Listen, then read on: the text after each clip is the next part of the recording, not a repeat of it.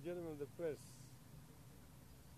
I am aware that there are a number of pressing national issues about which many of you expect me to address at a gathering like this. I am aware that the National Resistance Movement of NASA yesterday launched an initiative that is causing ripples across the landscape. That some of you would be keen to hear my views about that. I promise you that you'll get my views sometimes on those issues. This evening, I want to talk to you about something that is of equal importance to our country. This is something that is affecting the livelihoods of a number of our people from other parts of our country.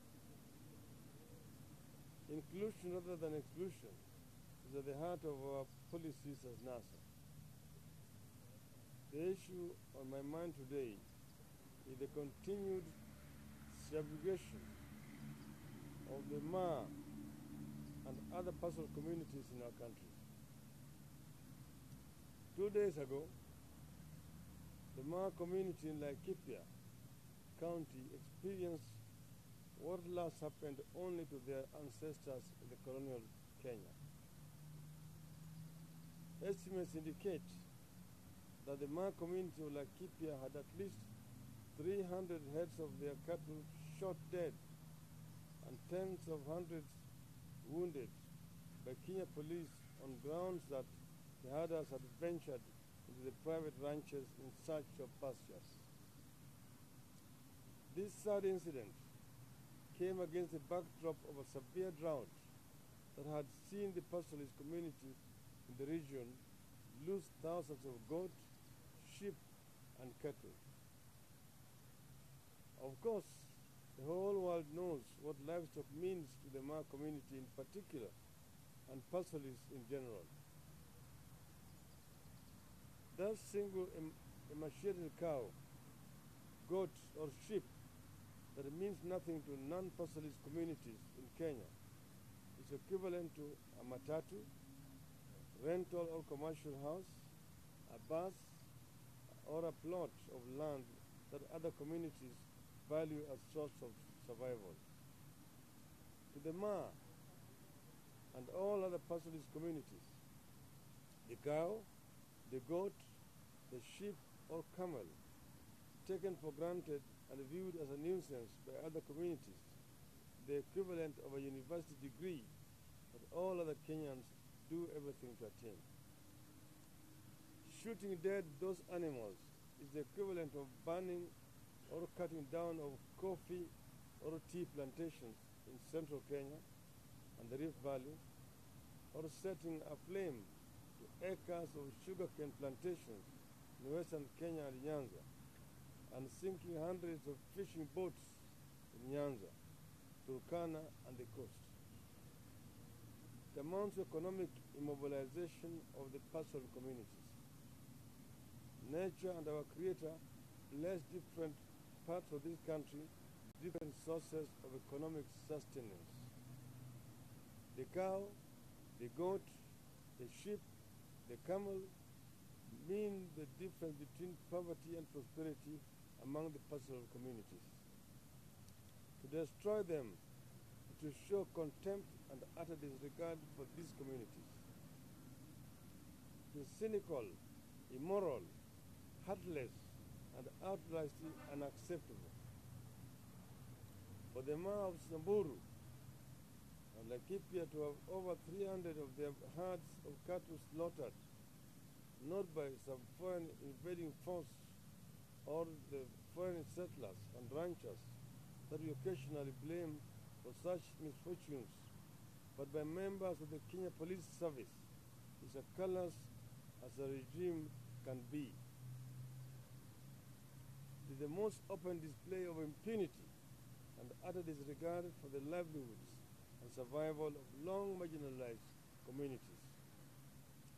It is the greatest manifestation of the disconnect that exists between our citizens, their aspirations, and the national government that ideally should be working in the interest of all its citizens.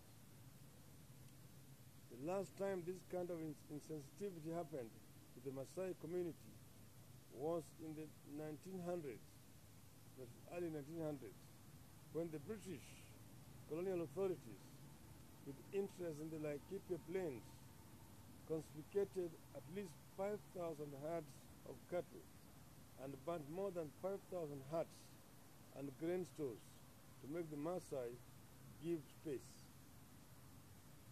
Strangely, the colonialists knew what the cattle meant to the Maasai. They confiscated the cattle rather than kill them.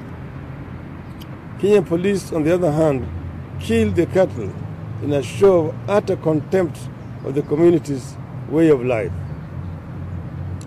For that kind of callousness to be applied in independent Kenya by police paid and sustained by taxpayers is a manifestation of a deep-seated problem that must be addressed once and for all.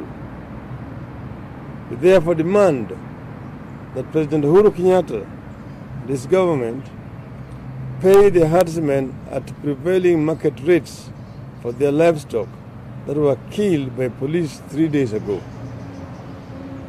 We also demand that the government provides the pastoralists with the permanent means of sustaining their livelihoods during the drought, including controlled access to the ranches that may have water and pasture during moments of drought. The criminalization of pastoralism as a way of life must stop. This country must accept that it has pastoralists, farmers, and other economic groupings that together all the groupings contribute to the economic well-being of the nation. No single economic activity must be viewed to be superior or to the other. We also demand a clear policy for coexistence between the ranchers and the pastoralists from whom the lands were taken. Nobody must be condemned to inferior livelihood and criminalized for their chosen way of progressing economically. Uhuru Kenyatta must assure Kenyans that this country belongs to all communities that found themselves within its borders, or that it belongs to only a few and the rest can take a walk. It is time the government brought to a stop the years of marginalization and criminalization of the Maasai and other pastoralist communities. It is wrong and criminal that these communities are seen merely as voting machines to support the political agenda of rival communities and economic groupings. The Maasai deserve protection and respect like all other Kenyans. They deserve that assurance from the government. End of statement.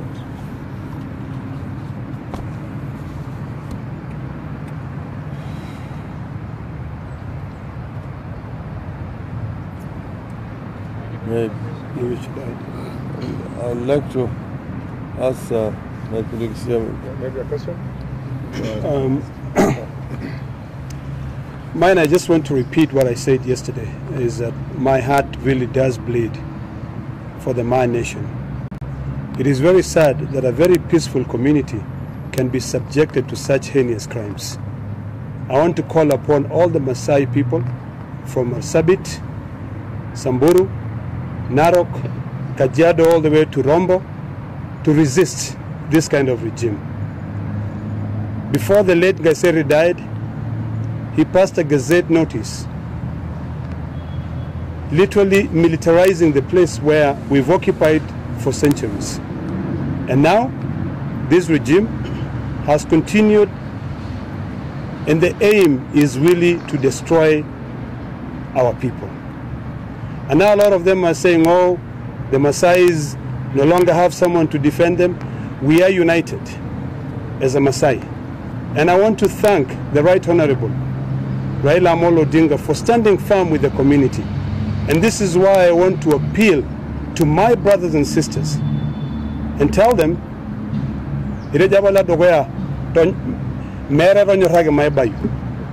so I want to call upon all our people to please resist this regime and stand firm with Raila Amolo Odinga, because he's the only person who is carrying our hopes and our aspiration.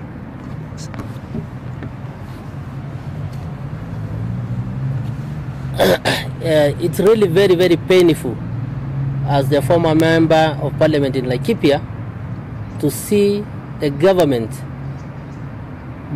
doing massacre to our animals.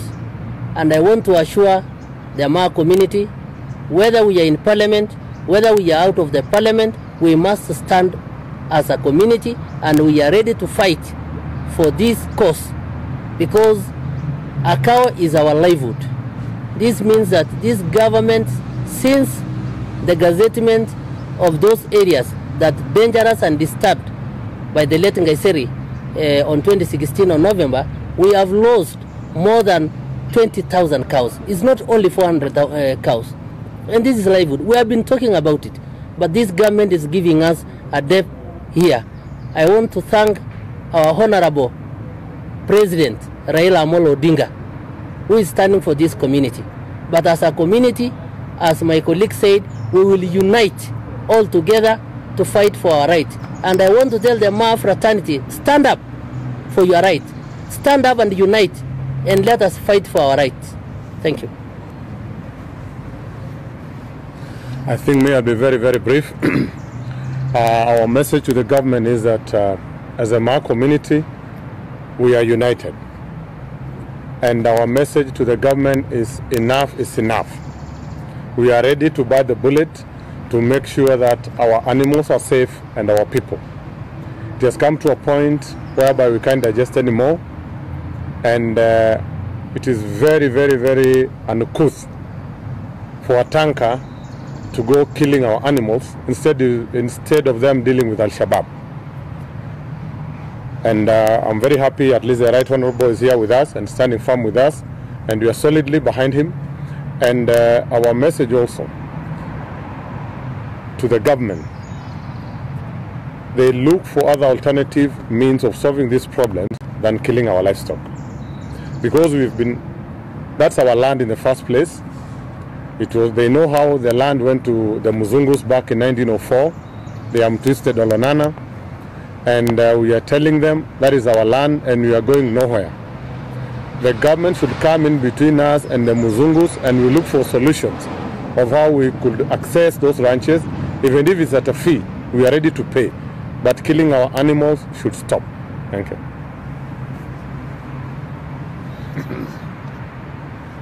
Questions?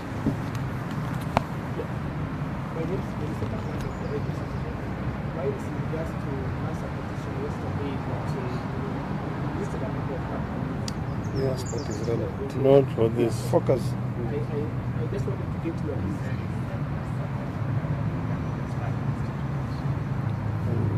So I just wanted to get the comment if the NASA principle is supposed to. This we got that. That is not subject for this press conference. Thank you. Thank you.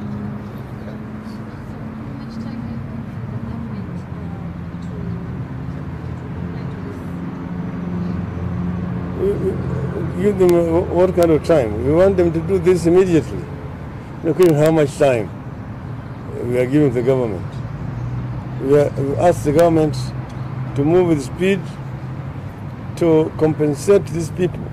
The people stated how they should be compensated, and also to ensure that this practice is stopped forthwith. We don't want to see a repeat of this. The military is sending the military, the police, to shoot live animals. If they even took these animals to KMC, that would be understandable, and you pay them. Now you shoot animals and leave them rotting down there. That is basically barbarism. Because Kenyans are hungry. At least give that meat to the Kenyans. Buy it. When there was drought the other time and we were in government, we mobilized resources. We are buying the animals from all the pastoralists at a fixed price and bringing them to KMC for slaughter. Now, instead of the government negotiating with these communities to offload these animals because of the drought and so on, they just go and shoot. You see, this is a very serious issue. And I wonder why it's not even covered in editorial of any of the newspapers today. It's a very serious issue for government to send the police officers to go and aim and shoot 400 cows. Just shoot and dump them there to rot. I don't know where this would happen in this world. No.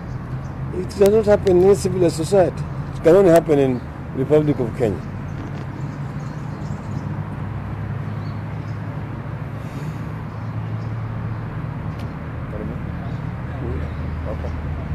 Thank you very much.